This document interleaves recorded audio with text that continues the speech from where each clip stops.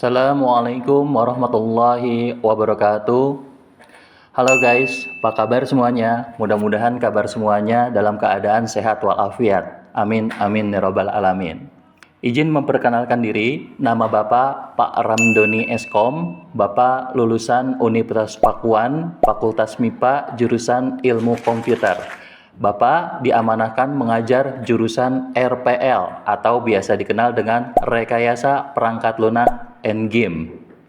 Nah, di jurusan RPL ada mata pelajaran yang bernama mata pelajaran database. Nah, Bapak mengampu mata pelajaran database, PBO, pemrograman berorientasi objek, dan PBM, pemrograman berorientasi multimedia. Sebelum kita masuk ke materi database, Bapak ingin menjelaskan atau menjabarkan tentang tujuan pembelajaran kita saat ini. Di tujuan pembelajaran kita, itu yang Bapak harapkan, yaitu peserta didik Bapak mampu memahami tentang pengertian database dan mengenal macam-macam database. Nah, setelah mampu memahami dan mengenal database, lalu peserta didik Bapak dapat mengimplementasikan database. Setelah mengimplementasikan, peserta didik Bapak juga dapat mengintegrasikan database tersebut ke dalam bahasa pemrograman, ke baik Visual Basic, Java, dan lain sebagainya. Itu tujuan pembelajaran Bapak saat ini. Langsung masuk ke materi database. Database merupakan kumpulan data-data yang saling berhubungan dari data satu ke data lainnya. Nah, atau biasa dikenal dengan bahasa ilmiahnya adalah data yang terstruktur. Nah, di data yang struktur itu juga ada yang namanya DBMS, yaitu Database Management System. Sekarang masuk ke macam-macam database. Macam-macam database diantaranya yaitu database MySQL, MyStructure Query Language, yaitu database yang berbentuk TXT.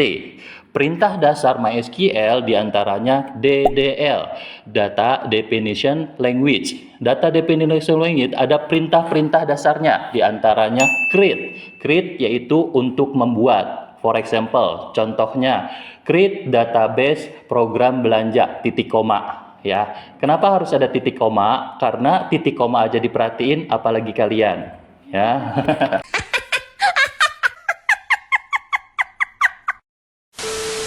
Terus lanjut lagi show yaitu menampilkan contohnya show database pembelanjaan titik koma, atau dalam kata lain show databases pakai S. Nah, titik di enter ya, di enter. Lalu perintah selanjutnya yaitu drop yang artinya menghapus. Nah, jadi di database juga ada perintah menghapus ya.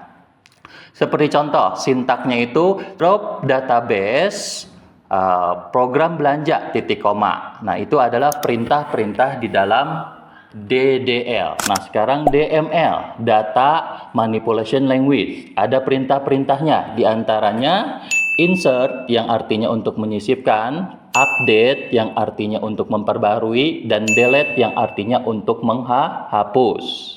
Nah, itu sekilas tentang database MySQL. Lanjut, kita masuk ke database PHP. Database PHP yaitu database yang berbentuk GUI atau grafik, atau bahasa kerennya sekarang UI, User Interface ya. Di dalam PHP ini ada singkatan juga PHP, yaitu Personal Home Page. Nah, dalam bahasa ilmiahnya itu PHP adalah Personal Home Page. Ya, personal homepage ini yaitu database yang berbentuk grafik ya, atau GUI atau UI. Di dalam database PHP ini sama halnya seperti MySQL, yaitu ada perintah DDL dan DML. Kita lanjut, yang lebih kita kerucutkan lagi di database Microsoft Access atau database Access.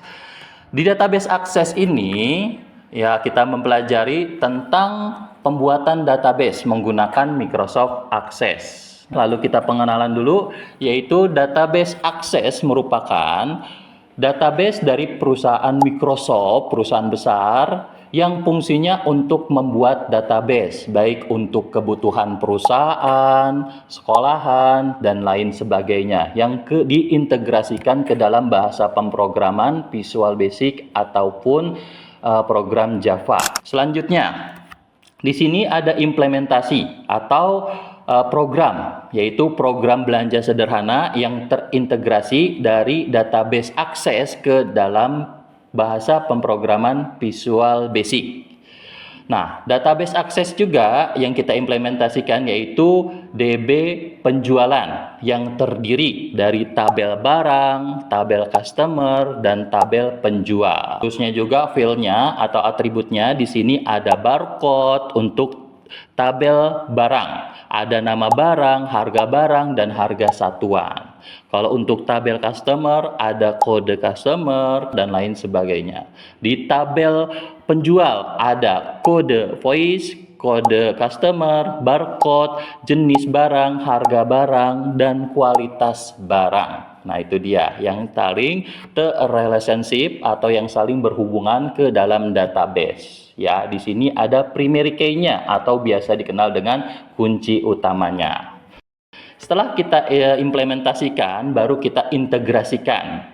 Nah, menggunakan integrasi di sini kita gunakan program belanja ya di dalam bahasa pemrograman Visual Basic.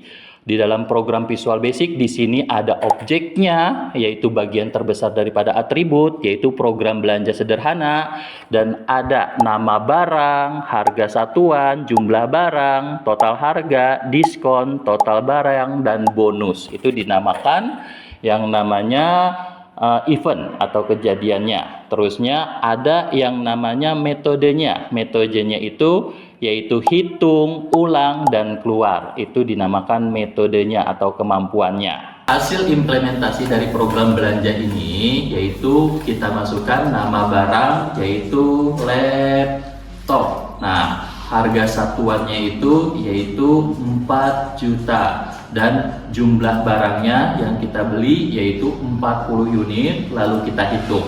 Nah, di toko Kokoh ini yang kita bayarkan 160 juta, tetapi Kokoh memberikan diskon yaitu 32 juta. Jadi kita harus membayarkannya itu adalah 128 juta. Bonus dari Kokoh itu adalah mobil. Nah, jadi di dalam bahasa pemrograman ini kita integrasikan ke dalam database. Jadi peserta didik Bapak nantinya ada sebuah project atau biasa dikenal dengan PJBL, Project Based Learning, yang dimana peserta didik Bapak membuat database lalu diintegrasikan ke dalam bahasa pemrograman. Nah, setelah itu lalu ditampilkan projectnya, dipresentasikan, lalu didokumentasikan serta dipajang hasilnya seperti itu. Nah, itu adalah pembelajaran kita kali ini, yaitu seputar database ya. Mudah-mudahan ilmu yang Bapak sampaikan ini bisa bermanfaat serta barokah untuk kalian. Sekian dari Bapak, kurang lebihnya Bapak mohon maaf. Wabillahi taufiq wal hidayah. Assalamualaikum warahmatullahi wabarakatuh.